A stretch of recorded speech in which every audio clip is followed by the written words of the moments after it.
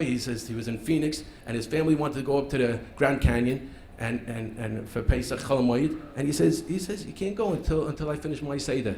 It's these things that this is what the Bachram was saying. If it's okay, before we continue, we have with us Rabbi Feldheim, Manal in Denver Yeshiva, who's was shut from over here with Vhaarev now. And if we could hear, you're hearing so much from me, if we could hear a little bit from his perspective. Just share our experience with this program. We had a shiur. We had a shiur in the high school this year that we didn't know what to do. They weren't holding by learning Mekadesh B'milva in a Tifa Oifen. They weren't really interested in Stelling Tzu. And so we decided we have to come up with some mahalach. We have to think maybe out of the box and do something. So I right away figured I'm going to call Reb David Newman, and maybe he can come and help get this shiur back into learning. So Reb David came down, and he started off. The Bachrim, Reb Eli Krauss was the Rebbe, was Moiser Nefesh, and these Bachrim are mamish learning. You look into the classroom, and when they're learning this Masechta, there's not a one head above the Gemara. They're orangutan in the Gemara. They have their pens. They're writing. They're stelling tzu. It's a whole different reality. And these are Bachrim who l'chayra have no interest in learning, and all of a sudden they're kind of this Masechta, they're learning with Hasmada, they're orangutan. It's an unbelievable transformation, and a lot of it has to do with obviously the ava that the Rebbe puts into them, but there's a certain geschmack that they're chazering, that they feel that they know, and it's a gavaldik simcha.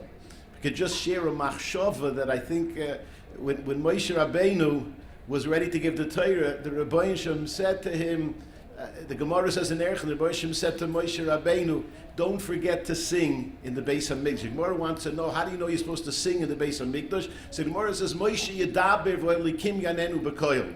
So the shaila is, what the Rebbeinu Shem is telling Moshe right before Matan Torah, don't forget to sing. Like Lamaisa, if all the things before Matan Torah, this is the most important event in world history. But if not for that, the world would be destroyed. And Rabbi says, don't forget to sing in the Beis HaMikdash. Like it's like you're walking your daughter to the chuppah, and you ask your wife if she paid the public service bill. Like, what does Moshe want with that? The Torah says, he's saying, Moshe, remember that when it comes to learning Torah, there's such a thing as singing. Torah will give you a simcha, a gishmak. A Rebbe has to give a Talmud a geshmak in learning. He has to give a Talmud a feeling that there's nothing more geshmak than learning. Don't forget the singing in the Beis HaMikdash. Yiddishkeit means a bocher can come and he can sing with a geshmak. And that's what the bochum have to be given. We talk about the Avnei Meluim, the greatest, most valuable stones. They're called filling stones, Avnei Meluim. Why are they called special diamonds? Why Avnei Meluim? Every Talmud is a diamond, but it has to be in the right setting. If he's in the right setting, then he sparkles as a diamond. This program gives every bocher that needs it the perfect setting. It gives him the setting where he can steig, where he can grow, when he can sparkle as a diamond in the most unbelievable way. And it gives the bocher mechias. I see the bocher smile. They take out their pens. They take out the gemaras. They write the notes. They write whatever it is, and they cherish it. And they feel proud and a sense of accomplishment. It's an unbelievable program. And I guarantee you, if you take it in, the bocher who need it, who it's appropriate for, you'll see moiridik results. We've seen gewaldike hatzlocha, and Reb David deserves tremendous yasher koyach because it's his ava for each bocher, and it's his ibegegebenkeit that has transformed thousands of bochrim into oyavei Torah. Yetz Hashem, we should be matzliach to be gefutza mayonis v'achutza.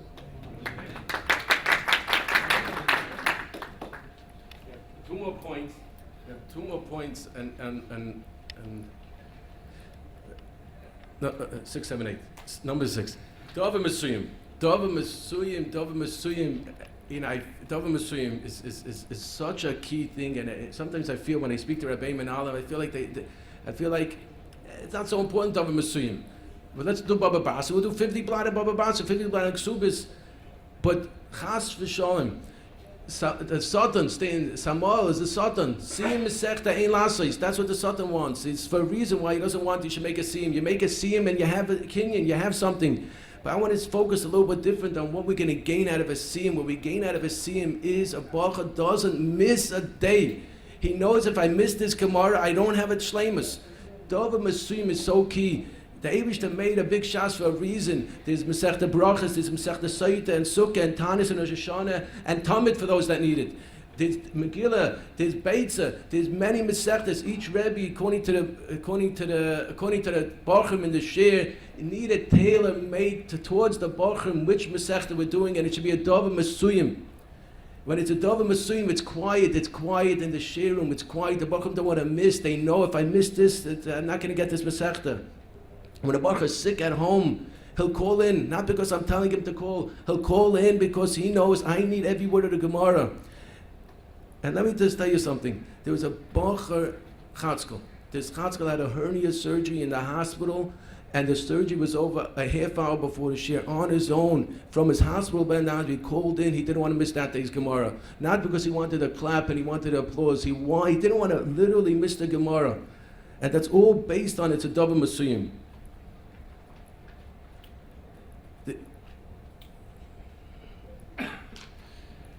Another point which really the video focused on is Ritzufis. What Ritzufis does, the video was more just focusing on that one akud of Ritzufis. Of course, Vhaarev is they bring Mesikas Atayr and Avas Atayr into the Bachrim. But once you have Avas Atayr and Mesikas Atayr, once a Bachar knows 10 blot, 20 blot, 30 blot, then you can do Ritzufis. But we just focused on that aspect. We focused on that aspect. Now, every 10 blot, we make Ritzufis.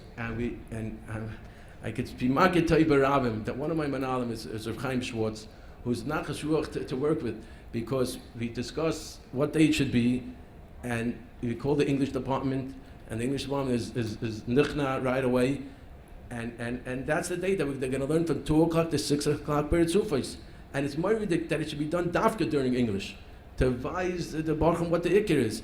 And besides that, they're happy to get off English, whatever it is, and they learn from 2 o'clock to 6 o'clock, and it's moiridik. What it accomplishes besides that we get those 10 blot in the bones. What we have is what we give out by Ritzufis, not always, but sometimes I give out this. I make a chart, and it has each blot over here. And this way a bacha could be misada his own mind, which blot that he knows klar. I tell him, fill it in gray when you have it, pretty good. When it's 10 out of 10, when it's klar, make it dark. And it's more like at the end of that day, the Olam knows exactly which blot they still need a little bit help on, which blot they're in the pocket. And that smother is not imaginable. You can see on the video, but that smother is moiridik. And it affects, and I want to just be madrish, it affects the Ian Seder as well. As much as this is more shitki and it's more just going through the Gemaras, the Ian Seder is a different Ian Seder. Because Baruch know what it means to sit for an hour, 2 hours straight learning Bas Mother.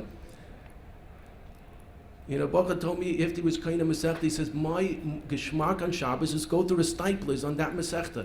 It brings a Baruch to the next level. And again, that's why we're here to bridge the gap. Once your Baruch has Masikis, he'll take it to the next levels. You have a friend that you want to get to know them better. You have a Gemara that you want to get to know it better.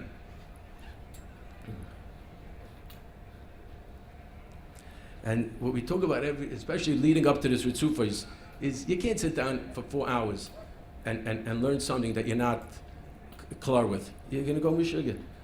You need a chazer in order to chazer. Some Baruchim have this written inside the Gemara on the opening page. We need a chazer in order to chazer. One Baruch says, if you don't, then you are a chazer. But it's not again. But you need a chazer in order to chazer. You need a chazer in order to chazer. What does that mean? That means you need the Gemara should be klar, and then it's geschmack to open a Gemara that's talking to you, and just to soften the Quran, just to get it klarer. That's geschmack. If the Gemara is rusty, it's not going to be geschmack.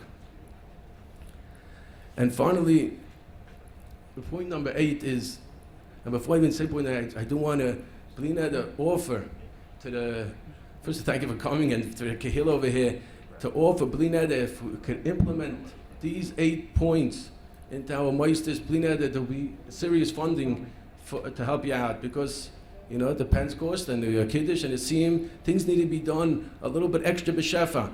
Because we go b'shefa to them, they're going to respond b'shefa. They're going to learn, they're going to break out of those comfort zones, they're going to respond b'shefa. It's very, very key. And point number 8 is, Ki Hashem yitein chachma mipiv das esvuna. I got over from a Torah chaver of mine, Rabbi Avram Beer, Pshan in this pasuk. What's Pshat? Ki Hashem yitein chachma mipiv das esvuna. The Medrash says that the Father is giving out bread, and the Son says, no, I don't want bread. I want from what's in your mouth. I want from the past that's inside your mouth. What's the Pshat? What's Pshat in the Son? What's Pshat in this pasuk? Pshat is, we all know, if you want to get a kid to eat chicken, so if you're going to tell them, oh, it has so much nutrients, it's protein, and Bobby loved it, and Zaidi, and look at Tati's eating it for supper, they're going to eat it. You want to get them to eat chicken, you put another kid their age that they associate with, and they're eating the chicken, dipping in ketchup, enjoying it, their kid, before you know it, is eating chicken.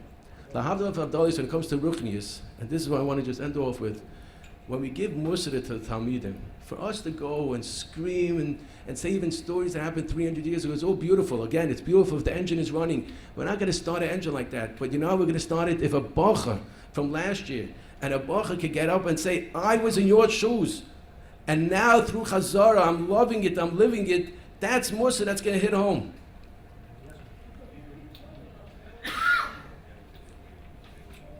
There was a bacher in the Mir Yeshiva who learned Masechta Brachas many times. He made a scene by him in the house many times. And what we do is, the first few months of his man, we call up alumni, whichever yeshiva they're in, they should come on the phone for 45 seconds and just we say, give a shout out to the Eilim. What's the shout out? The most part we say, Chazer, put in Kaikas, because if not, you're going to be a loser. Put in Kaikas, it's Kedai. And once we called this Bach, he was walking in Meir Sharm. And I say, Moshe Yehuda, were you up in Chazara in Brachas? I forgot what he said. And then I announced to the Shia, I said, and he gave a shout out, and I told the Bachim, I said, you should know, Moshe Yehuda, Chazar's Brachas, I think it was 30, I don't remember how many times, but he knew it, Klor. And one of the Bachim sitting there couldn't believe it. That he know. I remember I said, he knows a Kemat Bal Peh. One Bachim sitting there couldn't believe it. So he went to get a Gemara Brachas from the back, and he opened it up, and he on the phone, on speakerphone, he says, what's Lamed Beis? Say, here, this Bach is walking Meir Sharm, and this Bach in months he's saying, what's Lamed Beis? And he screamed on top of his lungs on the speakerphone, I still hear. He screamed, he said, there's 2 dots in the middle of the Amid. Torah Rabbanon Abod Dvarim Tzrichen Chizik. Torah. So Rashi Tzarech Lachsa Mishnasei Tamid. The Avsha set this up. It was moirdik. It was the best. It was the best Musa. It was such Geshmaka Musa. And then we had a Bach. This just happened 2 weeks ago. I have to share this with Ayam. You know, one of the yeshivas I'm in, we have the high school Bismedish on one side of the hall, and then the Bismedish on the other side of the hall. So the high school, that's where I give the shir, and after Mincha, the high school Bismedish, and Barchim from the post Eretz Yisrael come, and sometimes they forget a Gemara, they forget a Sefer in the Bismedish during shir, so they come quietly, they'll go get the Gemara, walk out. So we started a few months ago, the best Muslim in the world. I stopped the Barchim, and in a respectful way, I don't know the name, I say, you mind if we ask you a few questions? And if you don't mind, and if you think, we'll invite you for the Kiddush on Thursday, whatever it is. And they go along, we say in a respectful way, and I asked them, do you own a Masechta? We did this maybe to 40 Bachrim. You know the answer, never. These are 21, 22-year-old Bachrim. How many own a Masechta? They say, yeah, we learned Masechta. Do we own it? Once in a while, the Bachar says, yeah, I own Kedushin. I said, when did you chazer it last 3 years ago? I said, do you think you still own it? And Vhaarev, I feel bad for the Bizarre. But sometimes we try to do it very, not as bad as it sounds. But it's pretty sad, and Baruch get Musa. They say, if you're not going to do it now when you're 16, you're going to look at that 22, and you're not going to come Shabbos. You have nothing to do. Come Benes money. You're going to raise your Mesikas at Torah. So then came, this is Murdik. They used to send him to yeshiva. Why? There's a Bacha from Sharei Rosen from 6 years ago who learned Masechta Sukkah, Klor. And he joined the Bismedish. No shaykhs to me. He joined the Bismedish, and I saw him. I said, Shlomi Agishmak. I said, do me a favor, Shlomi, tomorrow, come in during Shir, and make believe you don't know me, I'll make believe I don't know you. Just go get a Gemara from the back. He came in, it was Murdik. He came in, he took a Gemara, I said, so right away the bottom said, let's get him. You know, they went, let's get him. So I said, oh, fine, what's your name? Shlomi, where you from the Mir? Very good. I said, Shlomi, by the way, do you own a Masechta? He says, yeah, Masechta Sukkah. How many times did you chazer? He said 10. He rather did much more, but he said 10. He was 10. I said, can I hear you? He said, yeah.